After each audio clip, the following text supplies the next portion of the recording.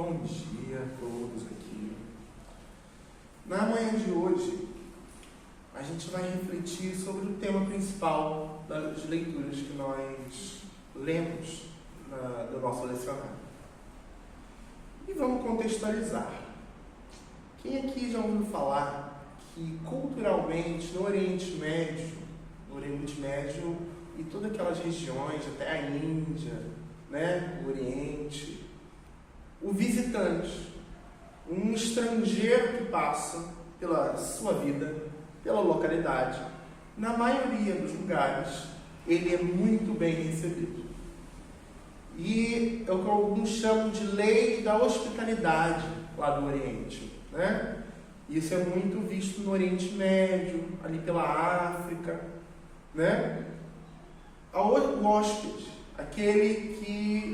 o viajante que passa pela região, ele é recepcionado pela família ou pela comunidade local com comida, bebida, do melhor. Às vezes, nem aquilo que aquela família tem para ela fica aguardando o hóspede chegar para dar o melhor que tem, E também a lei da hospitalidade também convém que o hóspede seja uma pessoa agradável, Se o hóspede for desagradável, também aqueles que vão recepcionar já não vão querer a companhia daquele hóspede.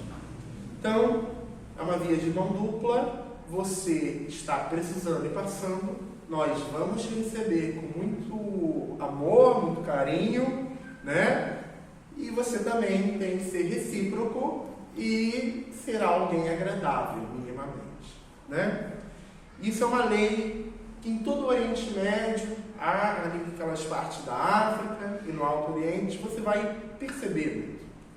Os viajantes de hoje em dia, existem muitos canais de viajantes pelo YouTube, E isso é uma característica que aqueles povos, eles demonstram muito. E quem vai para lá elogia muito, Essa questão deles serem amigáveis. Em outros lugares, em outras culturas, isso não é bem visto, Ser hospitaleiro, ser agradável, Nós temos vários exemplos disso. Jesus, ele viveu naquela região, historicamente, e ele tinha algo como sagrado, e é sagrado, É o sentimento e a lei da hospitalidade. E desde tempos imemoriais pelo Oriente, isso é seguido até hoje, pelo menos se tenta seguir. A gente vê na primeira leitura o que é um texto de Epifania. Abraão, ele recebe 3 hóspedes no seu terreno, Aquela a gente chama lá no portão, e ele, vamos dar de comer para eles, visitantes. Só que aqueles hóspedes eram estranhos, eles eram pessoas muito esquisitas para aquele padrão ali, Na teologia, no texto sagrado pela tradição, se falam que eram anjos que ele recebeu em sua casa. Lembra um ditado? Que o próprio Jesus falou, E os antigos, durante muito tempo, isso foi muito repetido, Jesus falou que sem perceber, sem se dar conta, muitos receberam anjos em suas casas sem saber, sem se tocar. O anjo é essa presença de Deus. O visitante, o meu próximo, faz relação a essa presença de Deus. Deus está no outro. Deus é o outro. Lembra também aquela saudação hindu que a gente fala, Namastê? O Deus que habita em mim saúda o Deus que habita em você. Deus é o outro, que tem que ser recepcionado, tem que ser acolhido e amado. A gente leu até no Colossenses que o mistério, o segredo que Deus queria revelar é que o Espírito de Cristo habita em nós. O Espírito do próprio Deus habita em nós. E também habita no próximo, habita naquele que a gente não conhece. O hóspede, o desconhecido, ele habita no próximo. Às vezes esse próximo não é muito legal, mas Deus habita nele da mesma forma. Vamos mais para frente. Jesus, passando novamente ali naquelas regiões, ele se hospeda na casa de amigos, né? E ele é recepcionado pelos seus amigos. Nós temos ali a informação de duas pessoas que moravam naquela casa, Marta e Maria. Enquanto uma, ocupada em recepcionar bem seu hóspede, trabalhava, estava lá cozinhando, lavando. Não, a gente tem que recepcionar. E ela estava certíssima, tá? Ela queria dar o melhor para Jesus, porque era uma lei sagrada. Ele deveria ser muito bem tratado. Enquanto sua irmã ficava ouvindo o que Jesus falava. Ela queria absorver tudo aquilo que Jesus falava. Aí a sua irmã fala: mestre, eu estou trabalhando aqui e minha irmã está aí parada te olhando. Né? Isso não está te incomodando, não? E calma, ela está fazendo o que é melhor. Ela está fazendo aquilo que me agrada. Ela está me ouvindo, ela está querendo aprender, ela está querendo conhecer. Né? A sua irmã que estava trabalhando estava errada? Nem um pouco, ela estava certíssima. Só que a gente vai parar e refletir na nossa vida, em relação às nossas ocupações e o nosso serviço a Deus. Em vários momentos, eu já fui em eventos e eu sempre gosto de ajudar, trabalhar. Eu já fui em eventos que eu queria parar e ouvir, mas eu estava como ajudante lá no evento, eu estava como, como é que se fala o nome? Voluntário, né? E eu queria absorver aquilo ali, mas eu tinha um compromisso, eu tinha uma missão a cumprir, né? Para as coisas funcionarem, porque se não fizer, as coisas não acontecem, né? Alguém tem que fazer, alguém tem que bancar, alguém tem que trabalhar, alguém tem que cuidar das coisas físicas. A gente não está no outro mundo como anjos. Nós temos que cuidar daquilo que é físico. E a gente acaba perdendo coisas muito boas, infelizmente. A gente acaba perdendo. A gente não consegue aproveitar tudo 100%. Alguma coisa a gente pega, outras não. Para quem está fazendo alguma coisa. Outros não, vieram decididos, não, vou aproveitar 100% daquilo. Amém para quem consegue aproveitar. Amém para quem consegue dedicar um tempo da sua vida para o serviço a Deus, para o ensino, para a educação, para o estudo, para a reflexão, para a meditação, para a oração. Amém, glória a Deus por quem consegue. Infelizmente, hoje nós vivemos num mundo muito turbulento, caótico, materialista, aonde a gente fala que 24 horas se tornaram pouca coisa para muita coisa que temos que fazer. O tempo hoje virou inimigo. Por quê? Além dele ser uma construção artificial do controle do nosso espaço de atividade, de controle do dia, né? Ele se tornou, às vezes, uma escravidão para aquilo que a nossa alma, o nosso corpo precisa e a gente não consegue fazer. A gente não consegue dar tempo para a gente. A gente não consegue dar, às vezes, nem tempo para Deus. Tudo bem, é muito bom. Tudo que nós fizermos, oferecemos a Deus. Toda a nossa atividade é um culto a Deus. Nosso trabalho é a Deus. Nosso estudo é para Deus. Nossa louça é para Deus. Nossa comida é para Deus. O nosso deitar, o nosso levantar tem que ser para Deus. Mas às vezes a gente se sente cansado, exausto. A vida ela está corrida. A humanidade ela está corrida e agressiva. E a gente se sente às vezes sobrecarregado, triste, esgotado, sugado. Mas não é só com você. É com todo mundo. Todo mundo está vivendo com mais ou menos situações de desgaste físico e emocional. Infelizmente, porque essa é a vida neoliberal que vivemos hoje em dia. Tá? Não é culpa sua, é uma coisa política. Há quem diga que a política não influencia a nossa vida. Está influenciando até na louça que a gente está lavando. Tá bom?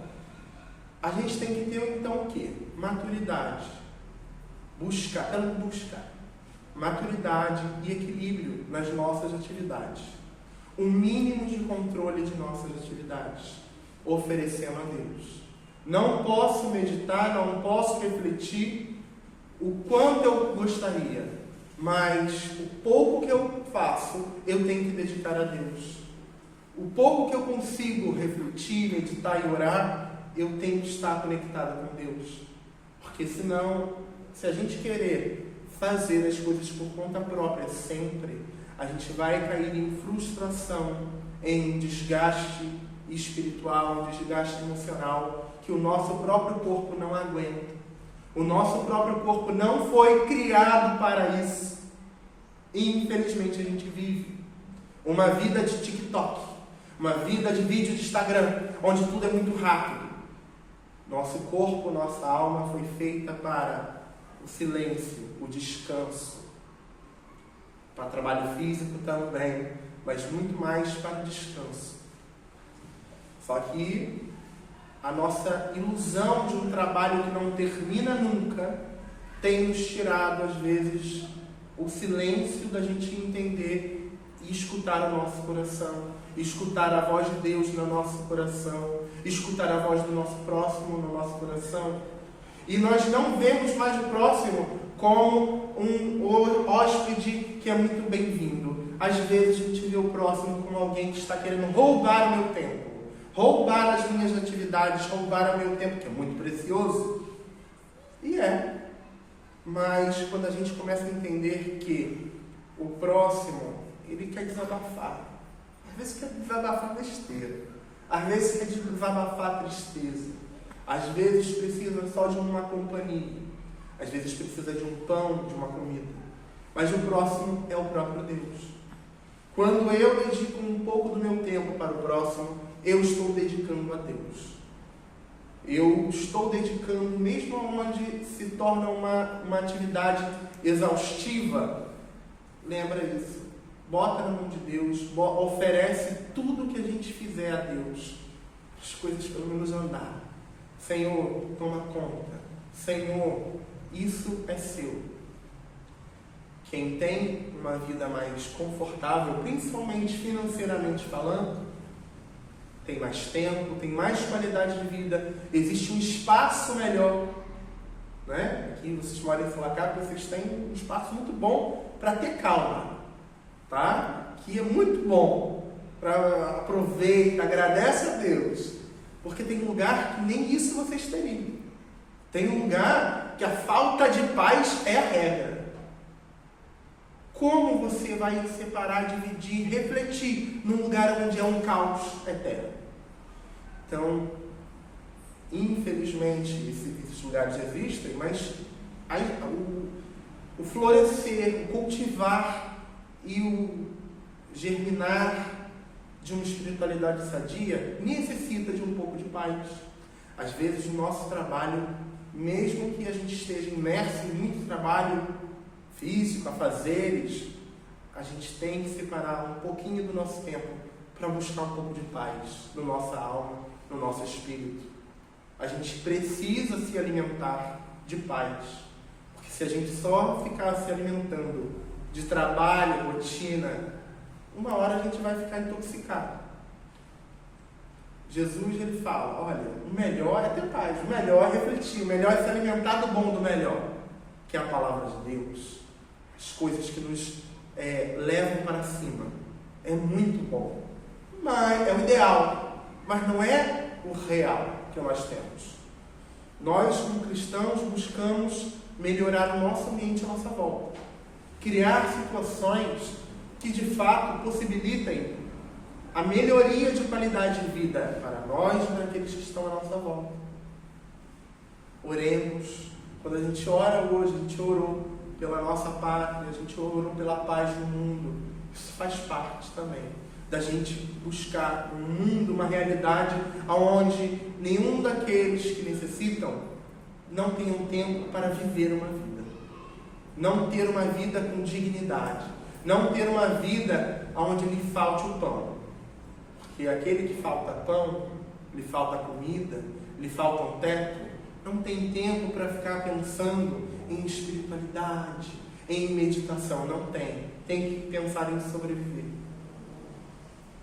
Que a gente tenha na manhã de hoje a consciência de que, primeiramente, nós somos agraciados, nós temos oportunidade.